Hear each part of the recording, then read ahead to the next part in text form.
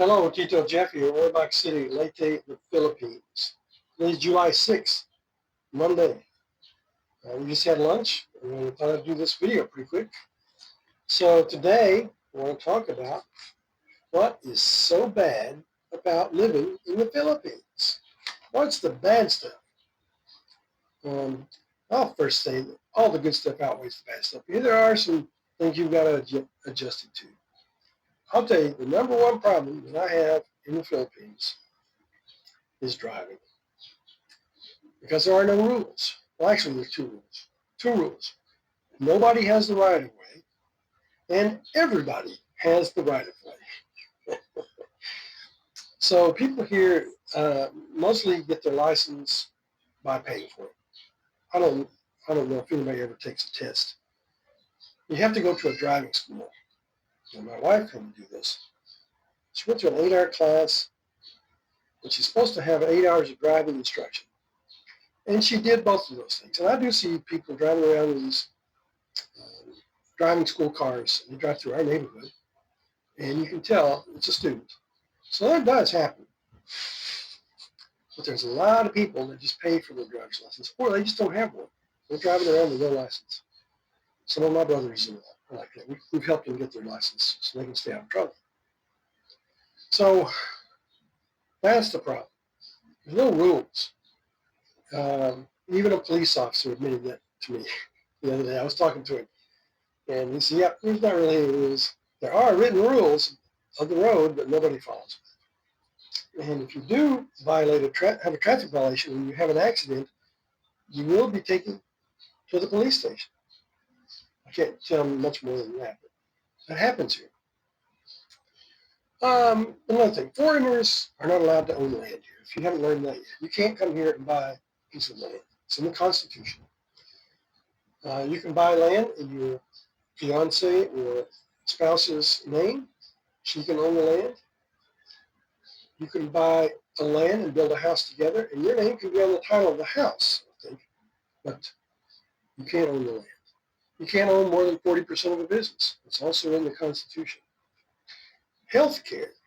Healthcare here is really actually pretty good, but it's difficult sometimes to learn how to navigate the system. So if I go to see my doctor, I pay cash. Go to the hospital, I pay cash. Go to the pharmacy, I pay cash. If you have TRICARE, you're going to have to pay cash and get reimbursed, assuming TRICARE will reimburse you.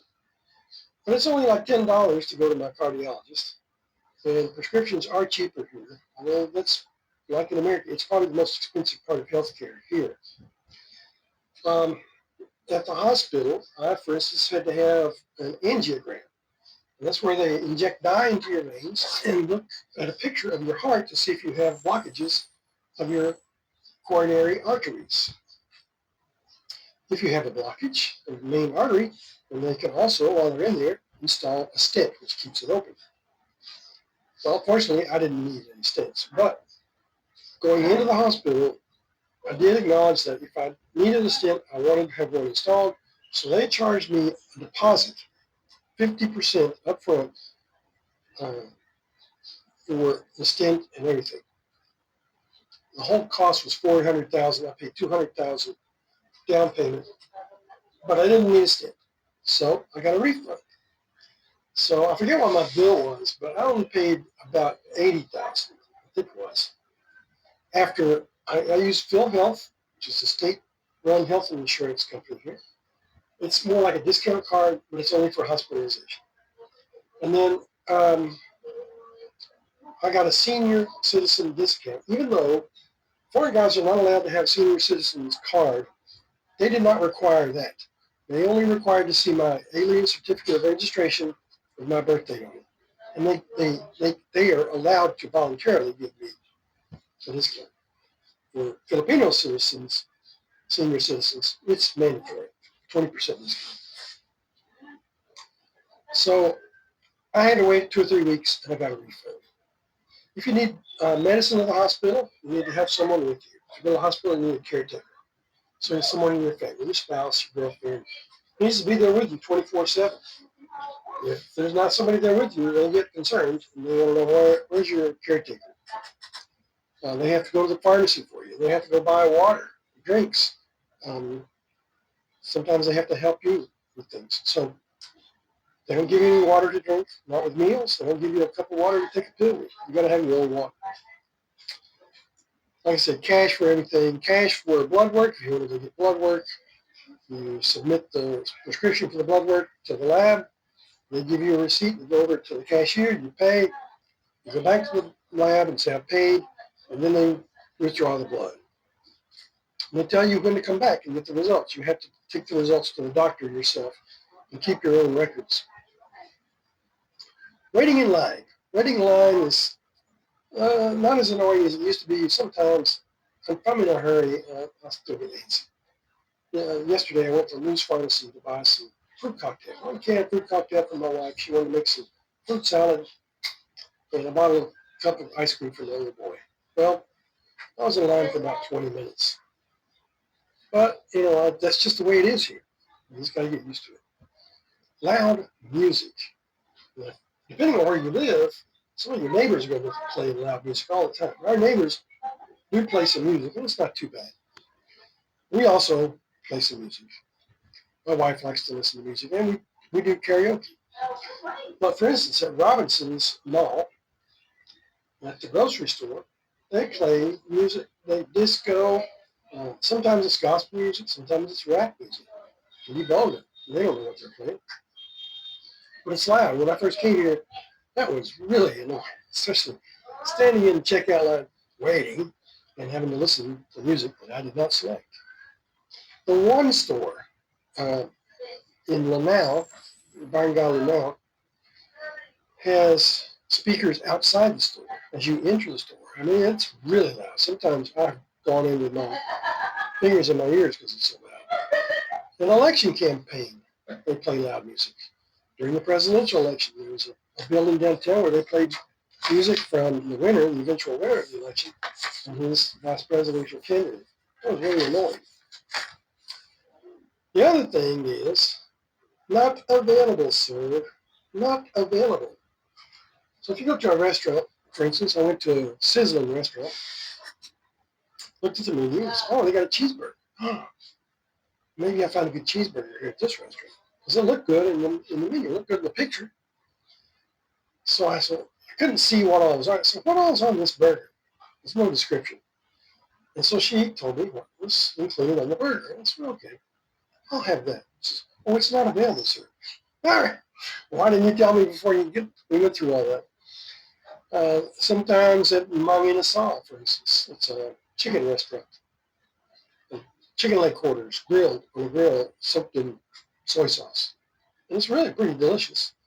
And it's really busy. People really like it. You got a lot of traffic. Partly because they have unlimited rice. So you can eat all the rice they want. And at lunchtime, it's probably okay.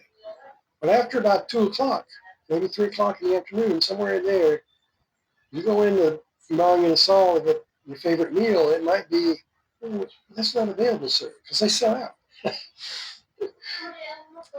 Groceries. I went to the grocery store to buy it, and I was shopping for my weekly groceries, but I included on my list was some maple syrup at Robinson's, and it's pretty good. Not available.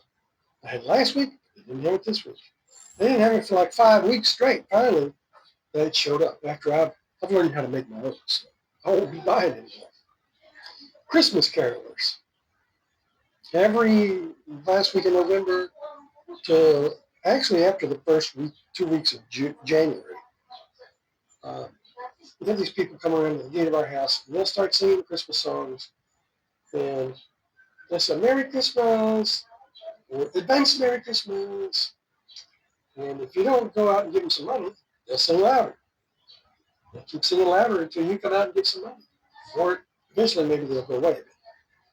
They're kind of annoying. Which leads me to beggars. There's lots of beggars here in Omak City. You see little kids walking around, making a plea for folks. They have dirt all over. Well, they got an adult here somewhere. And these are the Badao people. I think that's what it's called, Badao. Kind of like a tribe of people here, maybe kind of like gypsies, something like that. And that's how they make a living. And you can kind of tell the way they're dressed. They're part of that group, especially the women. But they let their little kids look like they're filthy and pitiful. They'll have dirt all over them, dirt on their clothes. And finally, it took me to dawn on me. I said, this is not real. No Filipina in her right mind lets her kid run around dirty like that. If there's a water hole in the public water supply, they'll take them over there and duck their head in the water and clean them up. They just don't let that happen. Parking kuya. Kuya means boy. The parking kuya. You go to the market and you try to park your car, and there'll be a guy there showing you, oh, there's a parking spot up here. Oh, you think, oh, that's great. And then when you come out, to back out, he's helping you back out. You know, give the directions. So maybe he's stopping traffic. And that's okay. But most of the time, you don't need any help backing out. They expect money. So I give them 5 pesos. Not much. And they're happy with that. Potable water. We do not have potable water from the tap of our house. I brush my teeth with it. And because I think I've kind of gotten used to it. And for a while, I didn't even do that. Can't drink it. You can bathe in it. You can cook in it. And every night at about 2 a.m., they shut it off. They do some kind of maintenance on the system or something for about 2 hours, maybe 3 hours. Sometimes during the day, it just shuts off. No notice. And they don't have any sewage treatment here in the Philippines. We have a septic tank for our house. Just about every house here will have a septic tank. But our dishwater, our wash water, and clothes, anything like that goes down a little drain, an above ground drain, concrete drain, out through our fence into a ditch out in front of the house. And that winds up, in the ocean or whatever. Ants and mosquitoes. Mosquitoes are bad enough. They do carry dengue fever here. And there's been an uptick in dengue fever. You can wind up in the hospital like that. I don't know about malaria. I haven't heard of anybody getting malaria. There's no alerts about it, nothing in the news. But ants drive me crazy. I'll be sitting at the table eating, and there's some ants crawling on the table, and I don't notice it. And before you know it, I've got ants crawling up on my shirt, or under my shirt, up the back of my neck. I get bitten. The rest of the day, I keep thinking I have ants on me, even if I've gotten them off. We have red ants outside the house, and they are really resilient. It took me 2 or 3 months to get rid of one colony of red ants with boiling water. So I poured boiling water on the opening to the colony for about a week, and then they moved. I thought I'd gotten rid of them. They moved. And then, so I did it again for another week there. They're gone. I got rid of them. Yeah. I was so proud. And my wife, she's out in the little garden, says, babe, your ants moved over here. I said, oh. And that took even longer because they were underneath a concrete pad coming up under it. And I kept putting water on there every day for about 2 or 3 weeks. And finally, one day, I was out there and I saw they were moving their little larvae, their little babies. And the queen was on the surface. And I hit them with some hot water. Game over. I won. So, and I also used some chalk. I don't know if I have any chalk here. I also used some chalk. And I just got a little piece here. And that's got a chemical in it that the ants hate. And I think it kills me. And I just put that on the wall back here. Or around the doorway. Or wherever I see them. And they don't come back anymore. If I see them again, I just do it again. Eventually, it helps disrupt their patterns and they don't come back here. They say, okay, this is not a good place to go. Another thing I did was I mixed peanut butter, about a tablespoon of peanut butter and a tablespoon of boric acid. Because I had ants in my kitchen really bad.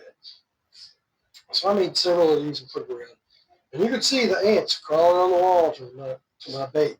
And I told the wife, leave them alone, let them go. And what they do is they take that boric acid back to their nest, and it kills the babies and it kills the queen. So I have severely reduced my ant population. Barking dogs. Barking dogs are really annoying. You got dogs that run up and down the street, they bark. And then my neighbor's got a dog, and when he sees the dogs running up and down the street, well, he barks at them because he thinks that's his territory. And all the other neighborhood dogs will bark. And not really much you can do about it. It's just annoying. So those are some of the things, just a few of the things that are problematic in the Philippines. Yeah. Does that make me want to go back to America? No, no way. I'm staying here. I love it here. Those are just some things you got to deal with when you come here. Just get over it and get used to it. Learn how to cope with it. That's it. I can do another video like this maybe, but so we'll see. Tito Jeff here, Omak City, at Day of the Philippines.